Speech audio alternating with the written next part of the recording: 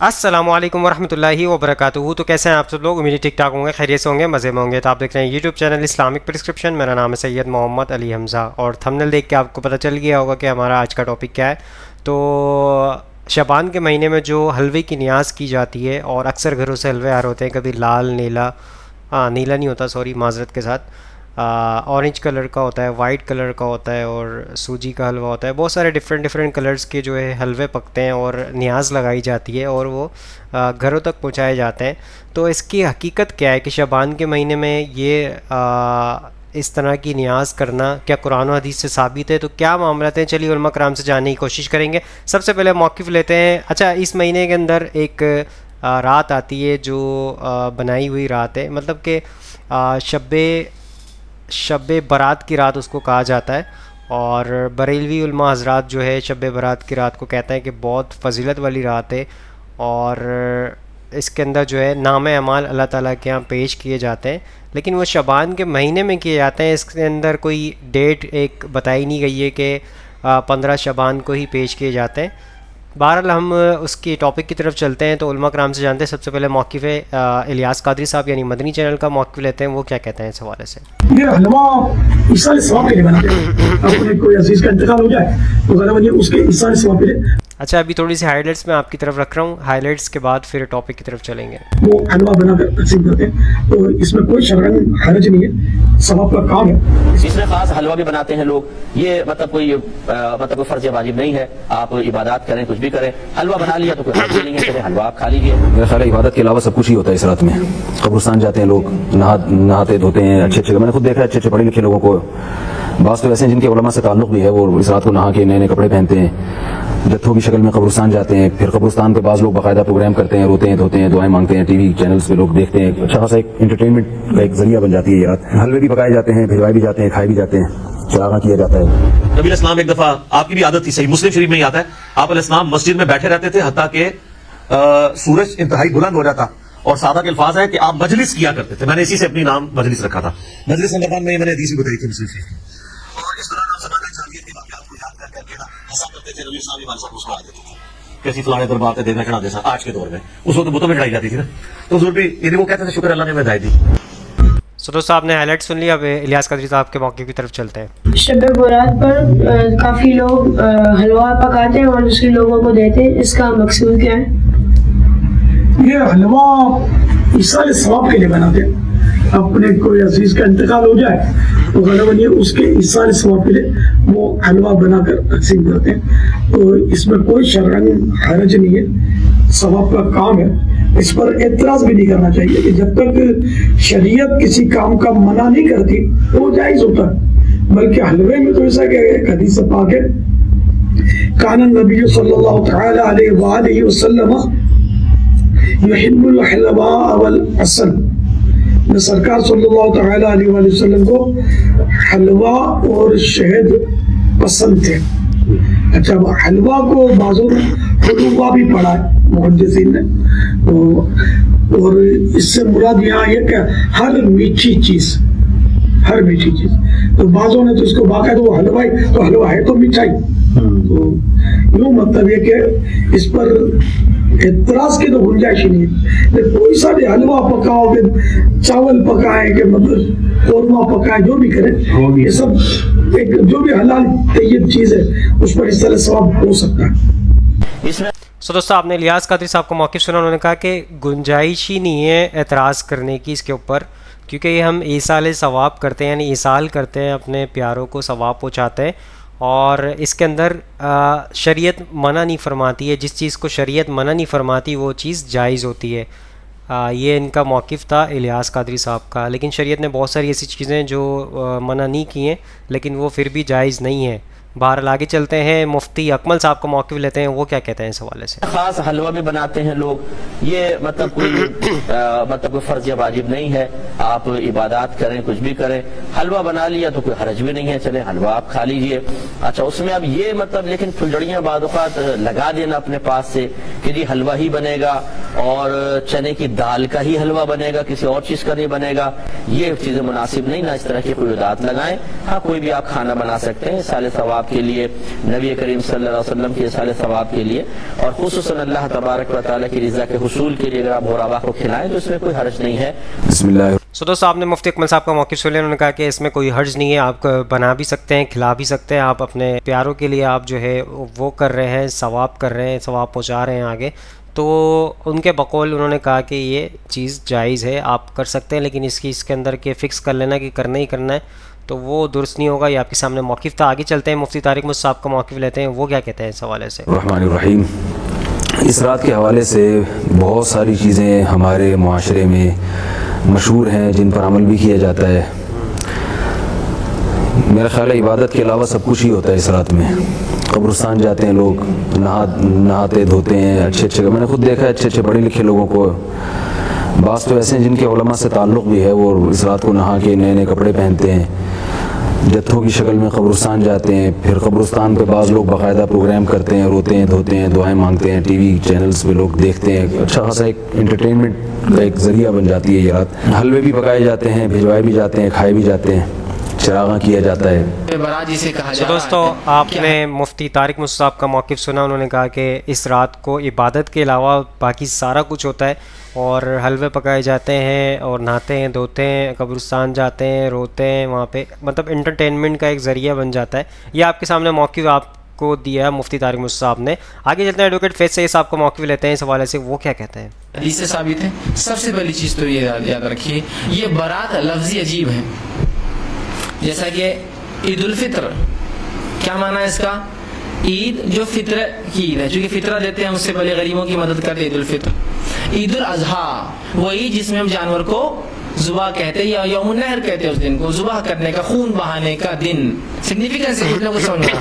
اب یہ کیا ہے؟ لیلۃ البرات, شب برات. برات کا عربی میں کیا معنی ہوتا ہے؟ نفرت کا اظہار کرنا.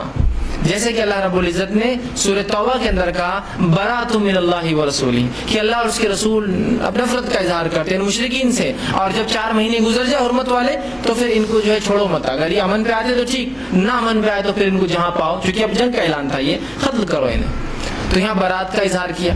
اب یہ شب برات, اس کا معنی ہو رہا ہے کہ نفرت کے اظہار کرنے والی رات. ابھی کیسی رات ہو سکتی ہے شریعت میں جسے نفرت کا اظہار, کیا نفرت کا اظہار کرنا ہے بتائیے, کیا اظہار کرنا ہے آپ کو؟ کیا برات, کس سے برات کا اظہار کرنا ہے؟ فرعون سے برات کا اظہار کرنا ہے, نمرود سے برات کا اظہار کرنا ہے؟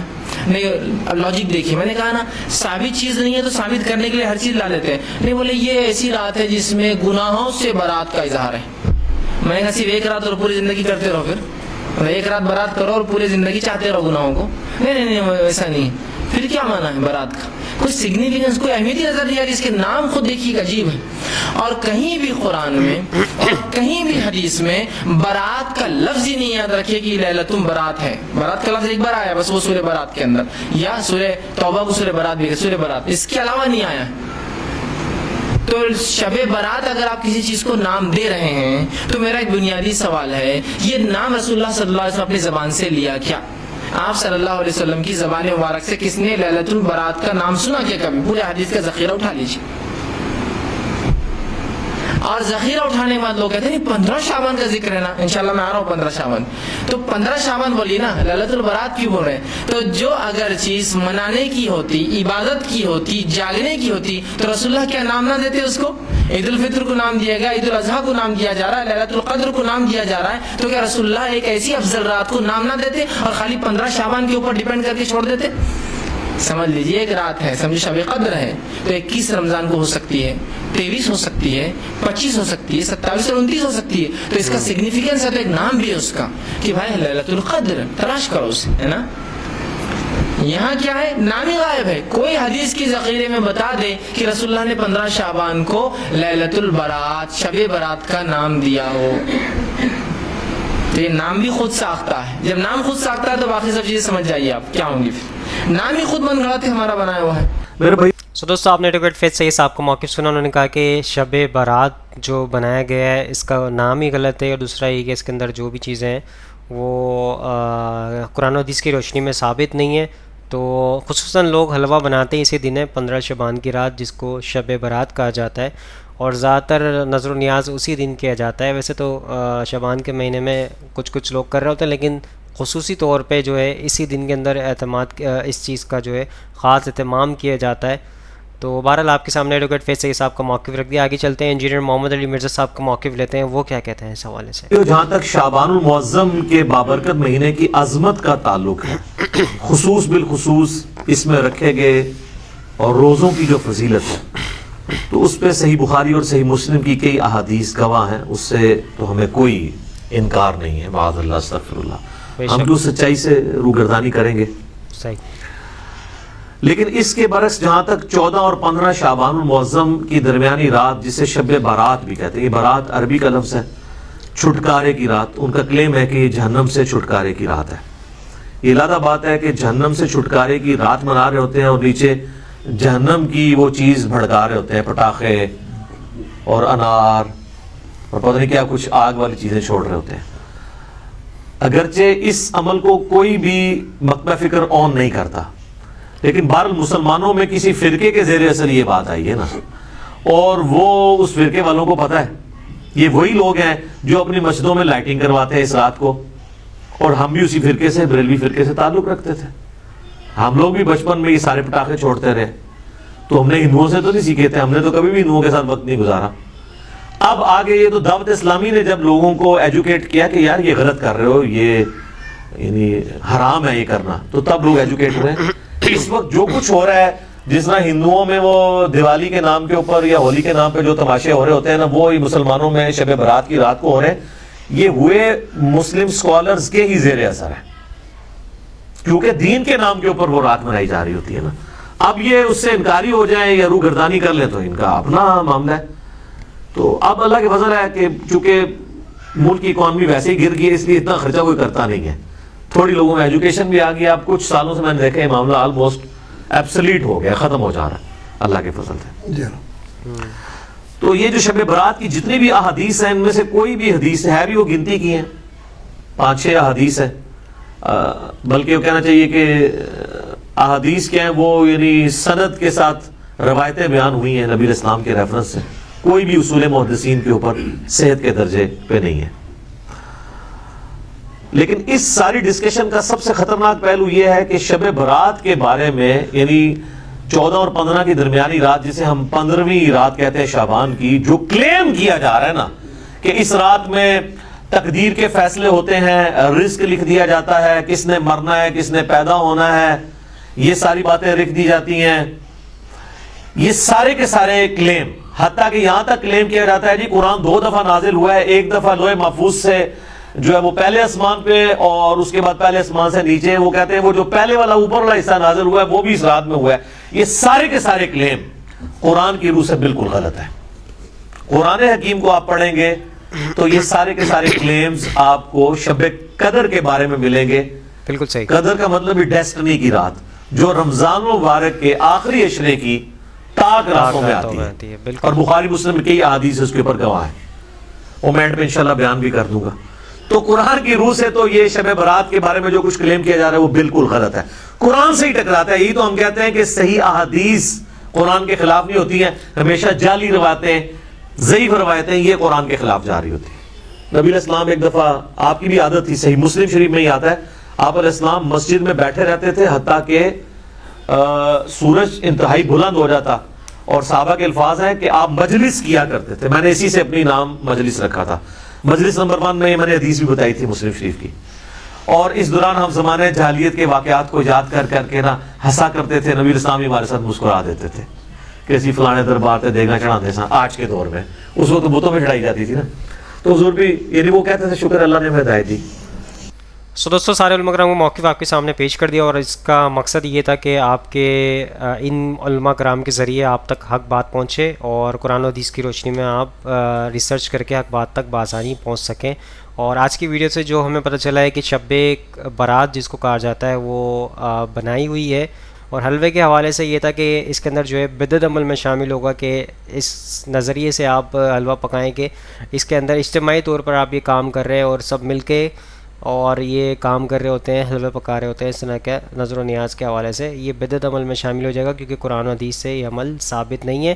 اور نارملی ویسے ایصال کرنا تو ثابت ہے کہ ایصال ثواب آپ پہنچا سکتے ہیں، لیکن وہ کسی بھی عام دن میں پہنچا سکتے ہیں، یہ نہیں کہ اجتماعی طور پہ آپ کسی ایک دن کو فکس کر کے اور اس کے اوپر آپ سارے گھروں میں اس طرح کی نظر و نیاز لگا رہے ہوں، تو یہ قرآن و حدیث سے ثابت نہیں ہے۔ تو آئی ہوپ آج کی ویڈیو آپ سب کو سمجھ آئی ہوگی، پسند آئی ہوگی۔ اس ویڈیو کو زیادہ سے زیادہ لوگوں تک شیئر کریں تاکہ حق بات لوگوں تک پہنچے اور آپ بھی صدقے جارے میں شامل ہو جائیں۔ انشاءاللہ نیکسٹ ویڈیو میں ملاقات ہوگی، یہاں پہ دیجیے اجازت، دعا میں یاد رکھیے گا، اپنا خیال رکھیے گا، اللہ حافظ، فی امان اللہ۔ اے خدا